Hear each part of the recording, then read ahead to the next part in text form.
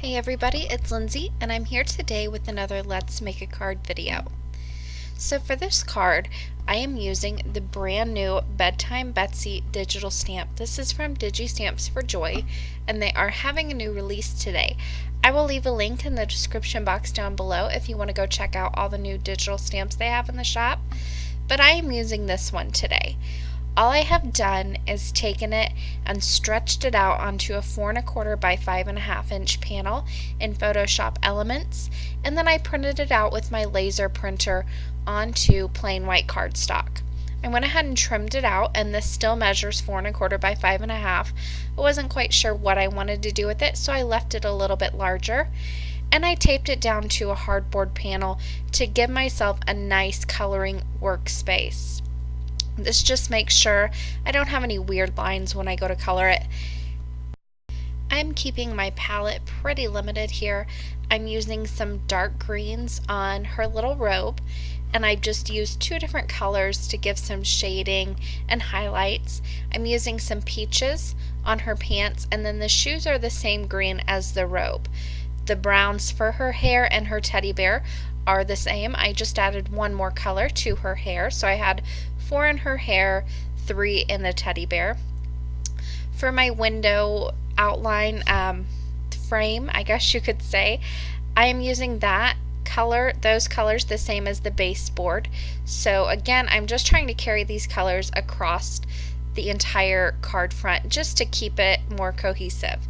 Now she's dressed in her robe, so it's nighttime. So for the window, I'm going to go ahead and I first put down a layer of gray, very light gray in all of the panes, and then I'm coming in with very dark blues, navy blues, and I'm filling those in completely, and that gray just really helps give those a nice blend.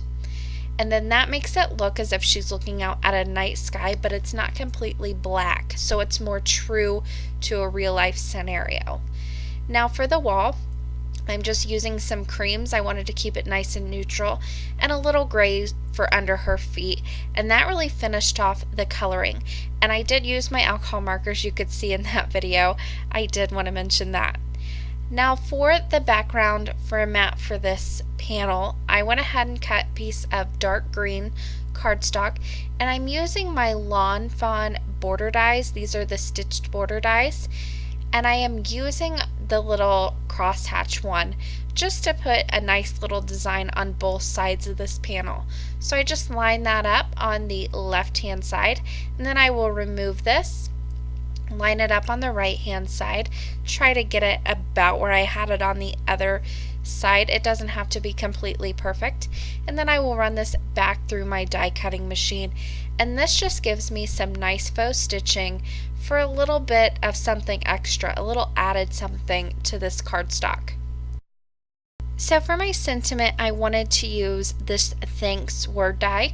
However, I wanted it to have a little bit of dimension without having to layer up 5 or 6 pieces of cardstock. So I'm just cutting some fun foam with this die, and you can see I run it through once. You don't want to do it any more than that or it will flatten out way too much. And that just pops out very nicely from the fun foam. And then I've got a custom sort of foam adhesive that can go on my Thanks die cut that I cut out from peach cardstock. I'll just use some glossy accents and lay that right over the top, and it lines up pretty perfectly. You do want to give your foam just maybe a few minutes to kind of get back in its original positioning and kind of expand out again, but other than that, it really lines up nice.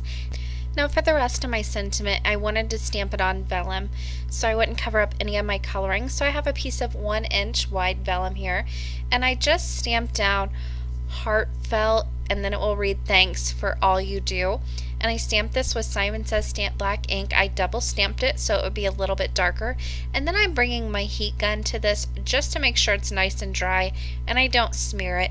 And then I can just apply some adhesive on the back of this cardstock panel, which I've already done, and remove the backing.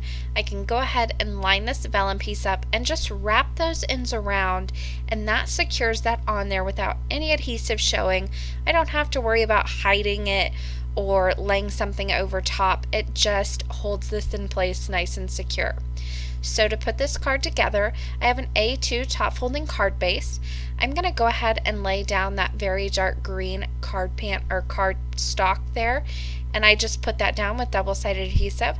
And my colored panel with the vellum, I'm going to pop up with some fun foam and double-sided adhesive, and I will line that up right in the center of that dark green piece of cardstock.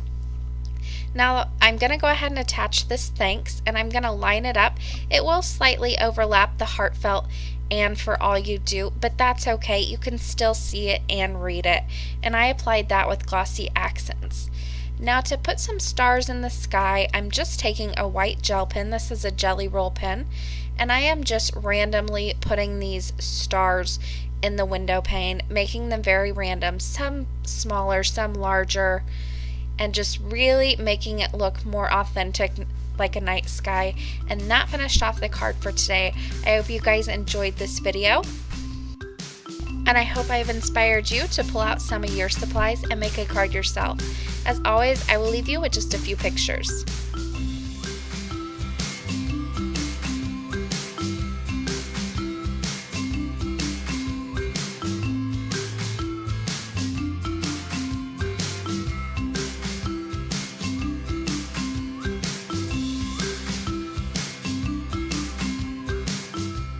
For more information and the supply list, you can head over to my blog, craftingwhilecaffeinated.wordpress.com.